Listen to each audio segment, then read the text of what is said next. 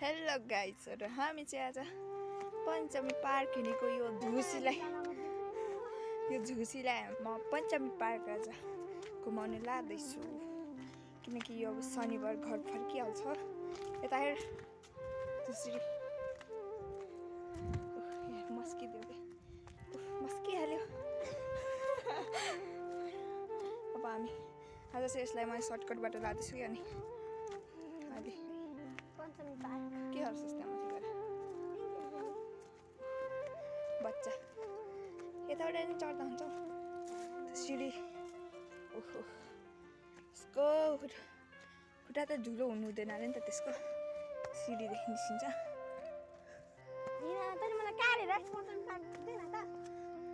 त अब बेचिस अब त किडन्याप भइसकिस् त अब घर फर्किँदैनस्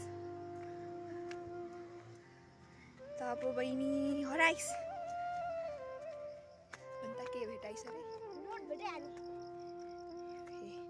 धन्न हराइनस् त।